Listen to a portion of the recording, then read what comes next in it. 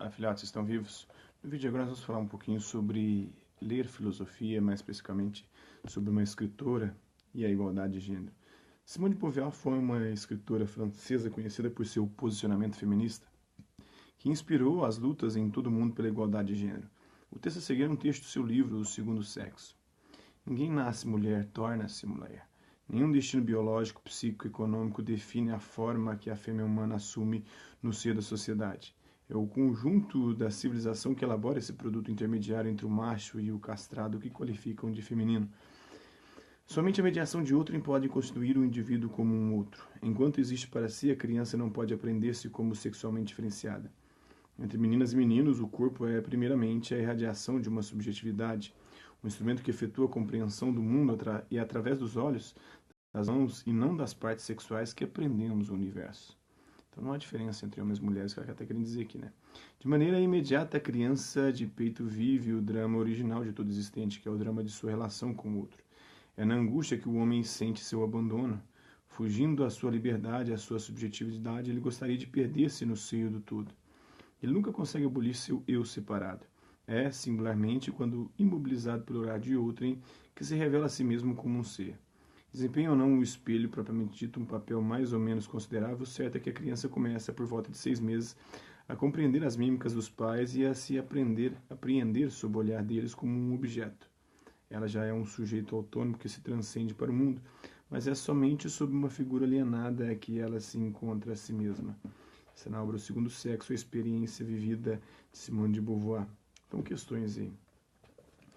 Então, assumindo o ponto de vista feminista e existencialista, note com quais ideias foi mais fácil concordar e com quais teve mais dificuldade.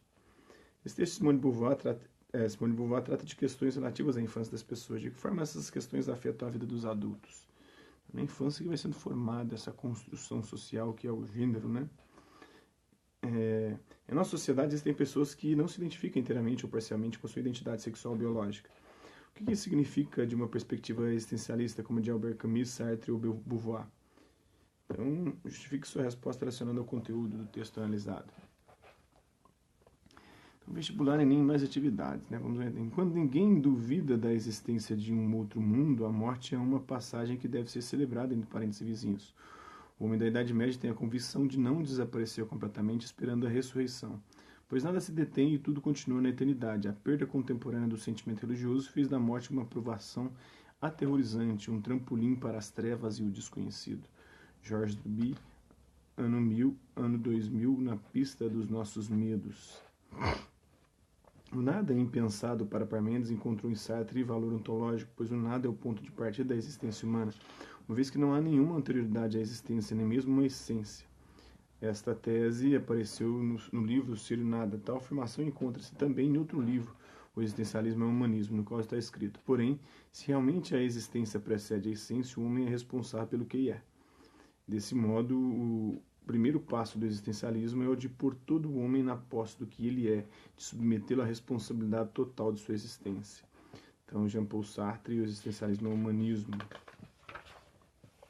Quando Édipo nasceu, seus pais, Lá e Jocasta, os reis de Tebas, foram informados de uma profecia na qual o filho mataria o pai e se casaria com a mãe. Para evitá-la, ordenaram ao criado que matasse o menino. Porém, penalizado com a sorte de Édipo, ele o entregou a um casal de camponeses que morava longe de Tebas para que o criasse.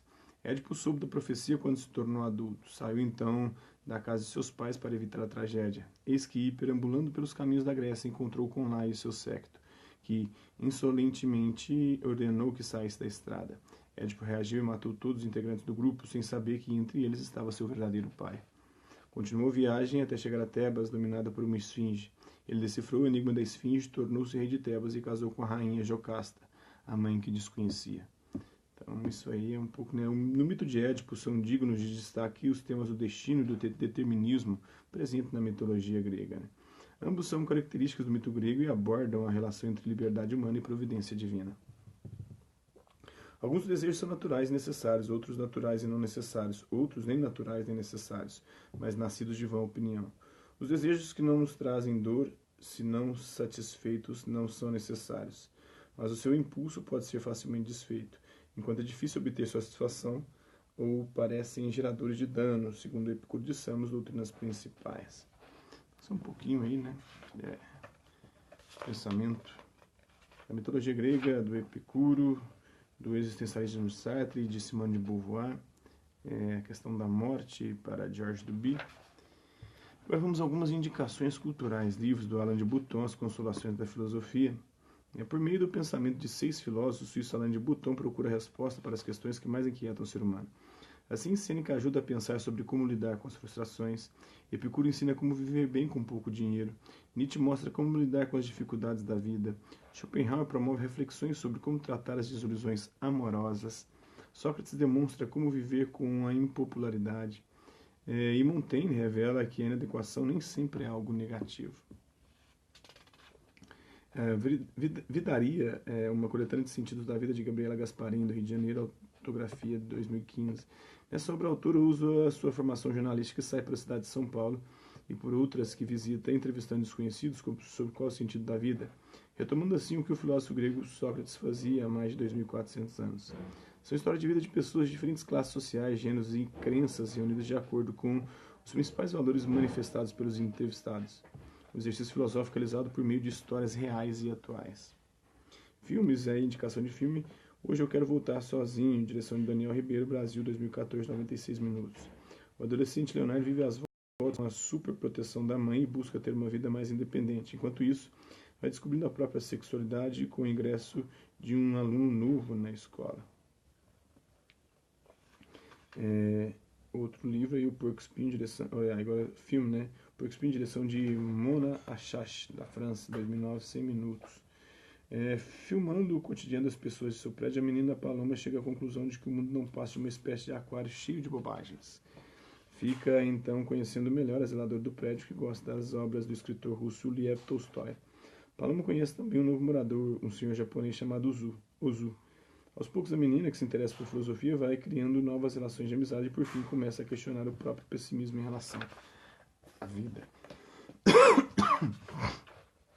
Um pouquinho de várias coisas aí, né? Sobre filosofia, sobre atividades vestibular, Enem, mais atividades, sobre indicações culturais. Espero que vocês tenham gostado do vídeo. Quem curtiu, dá um like. Quem não curtiu, dá um dislike. Quem se interessar pelo conteúdo do canal, só se inscrever, ativar o sininho e aguardar os próximos vídeos e as próximas notificações.